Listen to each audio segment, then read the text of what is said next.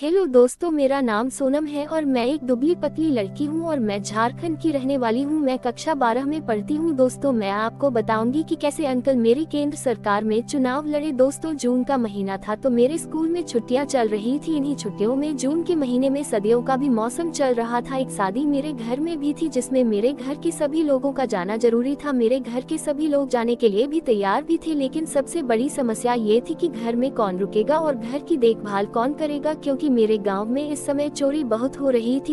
एक हफ्ते में 2 घरों में चोरी हुई थी और घर बंद करके शादी में जाने पर घर में चोरी का डर भी बना रहता है, इसलिए सभी का साथ जाना भी संभव नहीं हो पा रहा था। मेरे रिश्तेदारी में शादी मौसी के लड़के की थी, इसलिए मम्मी का जाना भी तय था। अगर मम्मी पापा नहीं जाते तो मौसी गुस्सा हो जाती, इसलिए उनको भी जाना था। इसलिए सबने मिलकर निष्कर्ष निकाला कि मैं घर पर रहूंगी। मैं भी मौसी के लिए जाना चाहती थी, लेकिन फिर घर पर कौन रुकेगा यही सोचकर मैं नहीं गई और मैं घर पर ही रुक गई। लेकिन पापा मुझे घर पर भी अकेला कैसे छोड़ सकते थे, क्योंकि मैं लड़की थी। अगर कोई चोर आ भी जाए तो मैं अकेली लड़की क्या कर पाऊंगी। पापा ने ये सब सोचा और फिर पापा ने अपने सबसे खास और भरोसेमंद मित्र को कॉल की और कहने लगे, यार कमल, एक काम है, 2-3 दिनों के लिए हम एक शादी में जा रहे हैं और घर में मेरी बेटी अकेली है और घर में एक लड़की का अकेली रहना सही नहीं लगता। तो अगर तुम्हें कोई परेशानी ना हो तो क्या तुम कुछ दिनों के लिए मेरे यहाँ रुक सकते हो। अंकल कहने लगे, इसमें परेशानी वाली कौन सी बात है। जैसे मैं यहाँ से अपनी जॉब के लिए जाता हूँ वैसे ही वहाँ से चला जाया करूँगा। वैसे भी तो मैं सिर्फ रात में ही घर पर आता हूँ, तो रात में मैं तुम्हारे यहाँ सो जाया करूँगा। अंकल ने हमारी मदद की और मैं अकेली ना रहूँ, इसीलिए अंकल रात में हमारे यहाँ सोने के लिए तैयार हो गए और पापा से कहने लगे, चिंता आप ना करें, मैं हूँ तो कोई समस्या नहीं होगी। अंकल की शादी 7 साल पहले हो चुकी थी। वो उत्तर प्रदेश के रहने वाले थे। दिन में पापा और मम्मी नहा धोकर जाने के लिए तैयार हो गए और शाम को निकल गए। उसके बाद शाम को जब अंकल आ रहे थे तब उन्होंने मेरे पास कॉल की और पूछने लगे, क्या खाओगे। मैंने कहा, अंकल थोड़ा पनीर की सब्जी ले आना, क्योंकि मुझे पनीर की सब्जी बहुत पसंद थी। मैंने रोटी और चावल बना लिए। शाम को जब अंकल आए तो वह अपने साथ पनीर की सब्जी भी लेकर आए। अंकल वहाँ से आने के बाद बहुत थक गया था और कहने लगे, सोनम तुम खाना लगा दो, मैं हाथ मुंह धुलकर आ रहा हूँ। इससे पहले भी 2 बार अंकल हमारे घर पर आ चुके हैं तो हम लोग थोड़ा फ्रेंडली भी थे। अंकल ने अपना बैग साइड में रख दिया और हाथ मुंह धुलने चले गए। तब तक मैं खाना लगाने लगी। अंकल हाथ मुंह धुल कर आए और हम साथ में बैठकर खाना खाने लगे और बात करने लगे। अंकल मुझसे कहने लगे, सोनम तुम अब पहले से बड़ी और खूबसूरत हो गई हो। तुम्हें देखकर तो मुझे मेरे कॉलेज के दिन याद आ गए जब मेरी गर्लफ्रेंड थी। मेरी भी गर्लफ्रेंड बहुत खूबसूरत थी। मेरे क्लास के सारे लड़के उस पर मरते थे, लेकिन वह मुझ पर। अंकल की बातें सुनकर मैं हंसने लगी और कहने लगी, अंकल आप तो अब भी बहुत हैंडसम हो, आपकी तो अभी भी गर्लफ्रेंड होंगी। अंकल कहने लगे, नहीं यार सोनम, जब से मेरी शादी हुई है मैं तो एक को ही नहीं झेल पा रहा हूँ। और अंकल मुस्कुराने लगे। मैं भी हंसने लगी। मैं अंकल से कहने लगी, अंकल दूध पियोगे। अंकल मेरी ओर देखने लगे और कहने लगे, हाँ हो तो ले आओ थोड़ा। मैं किचन में जाकर दूध ले आए और अंकल को दे दिए। अंकल ने दूध पिया और कहने लगे, सोनम दूध कितना मीठा है, और मजाक करने लगे। मैंने अंकल से कहा, अंकल आप तो रोज घर पर दूध पीते होगे। अंकल मेरी बात समझ गया और हंसने लगे और हम लोगों ने साथ मिलकर खाना खाया। खाना खाने के बाद अंकल फोन लेकर चलाने लगे और मैं किचन में जाकर काम करने लगी। सारा काम खत्म करने के बाद हम लोग रात के 12 बजे तक बैठकर इधर उधर की बातें की। अंकल इतने अच्छे से बात करते थे कि टाइम का पता ही नहीं चला। उसके बाद मैं अपने कमरे में जाकर सो गई और अंकल अपने कमरे में सो गए। सुबह मैं जल्दी उठकर अंकल के लिए नाश्ता बना दिया, लेकिन मैंने देखा कि अंकल अभी भी नहीं उठे हैं। मैं अंकल को आवाज देने लगी और कहने लगी, अंकल आपको देर हो रही है, उठ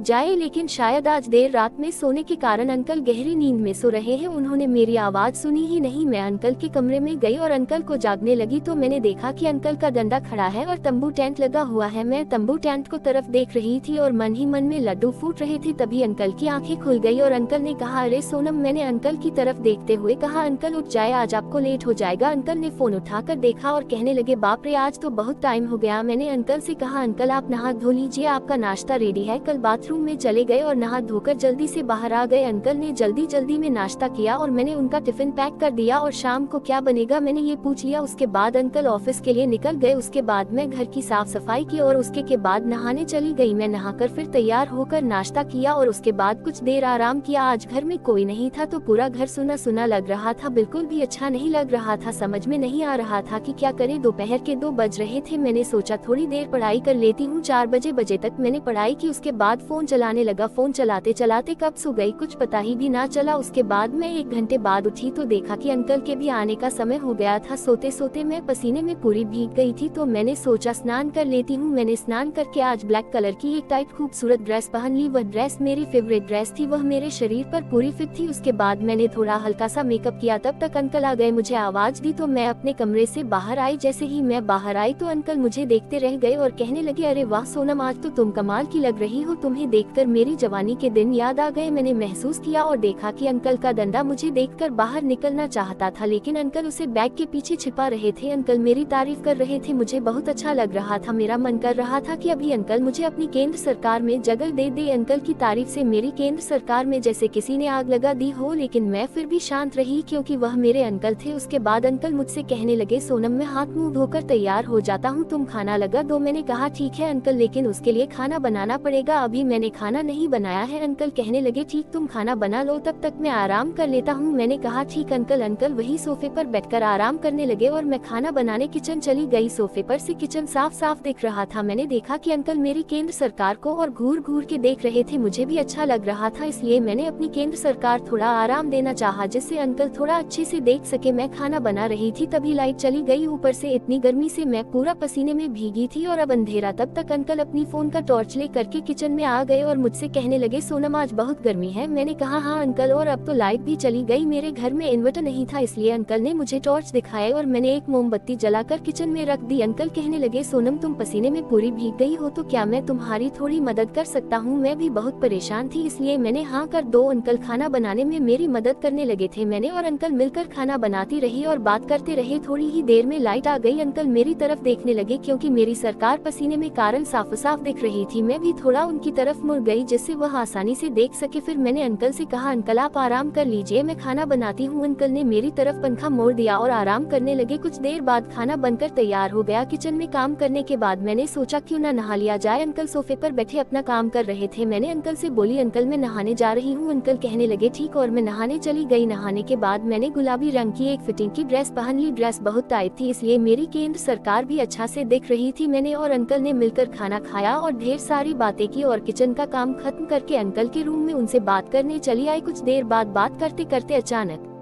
से जोर से बोले, सोनम तुम्हारे कंधे पर मकड़ी है। इस पर मैं चौंक गई और बहुत घबराने लगी क्योंकि मुझे मकड़ी से बहुत डर लगता था। मैं उठकर मकड़ी को भागने का प्रयास करने लगी, लेकिन तब तक मकड़ी अचानक से पता नहीं कहां गायब हो गई थी। तभी मकड़ी फिर से अंकल को दिखी। उन्होंने मुझे गले के नीचे इशारा किया। तभी मुझे भी महसूस हुआ कि मेरे गले पर कुछ है। जब तक मैं कुछ समझती और मकड़ी को भगाती, मकड़ी मेरे केंद्र सरकार में जा चुकी थी, जिसे जाते हुए मैंने और अंकल ने भी देखा था। मुझे बहुत डर लग रहा था कि मैं अब करूं तो क्या करूं, मुझे कुछ भी समझ में नहीं आ रहा था। मैंने अपना हाथ अंदर डाला लेकिन मुझे कुछ नहीं मिला और मेरे अंदर जैसे मकड़ी चल रही हो। मैंने कपड़ों को झाड़ कर देखा लेकिन मकड़ी नहीं मिली। मुझे बहुत ज्यादा डर लग रहा था तो मेरा दिमाग काम करना ही बंद कर दिया। अचानक से मुझे कुछ समझ नहीं आया और मैंने अपनी सरकार को कपड़ों से अलग कर दिया। मैं अंकल के सामने खड़ी थी, अंकल मुझे देख रहे थे और अब मकड़ी भी गायब हो चुकी थी। अंकल कहने लगे, सोनम ये सब क्या है? मैं थोड़ा मुस्कुरा दी। तभी लाइट भी चली गई। पगल मुझे अपनी गोद में उठाकर बिस्तर पर लिटा दिया और कहने लगे, सोनम तुम चिंता मत करो, मकड़ी जा चुकी है। तब कुछ देर बाद मैं होश में आ गई। फिर मैं अंकल से इस घटना के लिए माफी मांगने लगी। इस पर अंकल ने कहा, माफी किस बात की, ऐसा किसी के साथ भी हो सकता है, तुम फिक्र मत करो। इसके बाद अंकल ने बोला, तुम आज यही मेरे साथ सो जाओ क्योंकि तुम बहुत ज्यादा घबराई हुई हो। इस पर कुछ देर तक इनकार करने के बाद मैं मान गई। तभी एक बार फिर से बिजली चली गई। रात के समय रहा होगा तब अंकल ने अपने मोबाइल की फ्लैश लाइट को ऑन ना किया। उसके बाद उन्होंने कहा, चलो इससे अच्छा आज छत पर चलकर सोते हैं। इस बात पर मैं भी मान गई। इसके बाद अंकल ने कहा, अपने कपड़े पहन लो, फिर हम चाय पर चलते हैं। अंकल ने मुझे कपड़े पहनने को दिए। अंकल बिस्तर और मैं मच्छरदानी लेकर छत पर आ गई। छत पर भी उमस भरी गर्मी थी पर बिजली अब तक नहीं आई थी तो हमारे पास दूसरा कोई उपाय भी नहीं था। कुछ देर लेटने के बाद मेरे बदन से पसीना निकलने लगा। तब मैंने अंकल को बोला, यहाँ भी बहुत गर्मी लग रही है। अंकल कहने लगे, अगर तुम बुरा ना मानो तो तुम कपड़े निकाल सकते हो, तो तुम्हें गर्मी भी काम लगेगी। मैंने भी यही ठीक समझा लेकिन मुझे बहुत झिझक महसूस हो रही थी, लेकिन फिर मैंने निकाल दिए। अंकल मुझे देखकर कहने लगे, सोनम, अगर तुम बुरा ना मानो तो क्या मैं तुम्हारी केंद्र सरकार से चुनाव लड़ सकता हूँ? मुझे भी अच्छा लग रहा था, पहले मुझे थोड़ा अजीब लगा लेकिन फिर मैं खुद को रोक नहीं पाई, मैंने हाँ कर दी। उसके बाद अंकल ने 3 घंटे तक चुनाव लड़ते रहे, फिर मैं बेतहाशा लेट गई और अंकल से कहने लगी, बस अंकल अब मैं और चुनाव नहीं लड़ पाऊंगी। अंकल कहने लगे, तुम्हारी केंद्र सरकार तो बहुत सख्त है। मैं कहने लगी, क्योंकि अंकल मैंने इससे पहले कभी चुनाव नहीं लड़ी। तभी थोड़ी देर हम लेट कर बातें करने लगे, तभी थोड़ी देर में लाइट आ गई। अंकल कहने लगे, चलो हम नीचे चलकर लेटते हैं, लेकिन मैं तो खड़ी भी नहीं हो पा रही थी। केंद्र सरकार बहुत तकलीफ में थी। मैंने अंकल से कहा, अंकल मैं खड़ी नहीं हो पाऊंगी। फिर अंकल मुझे अपनी गोद में उठाकर नीचे ले गए और हम लोग और फिर मेरी केंद्र सरकार से चुनाव लड़ने लगे और हम दोनों वही सो गए। सुबह हम लोग देर से उठे और खाना भी अंकल ने ही बनाया, क्योंकि मैं तो चल भी नहीं पा रही थी। अंकल खाना खाकर ऑफिस चले गए। उसके बाद शाम को मम्मी पापा आ गए और अंकल अपने घर चले गए। दोस्तों, ये कहानी आपको कैसी लगी कमेंट में जरूर बताना और वीडियो को एक लाइक करके चैनल को सब्सक्राइब कर लीजिए और बेल आइकॉन को भी प्रेस कर लीजिए ताकि अगली वीडियो जल्दी ही आप तक पहुंच सके। धन्यवाद।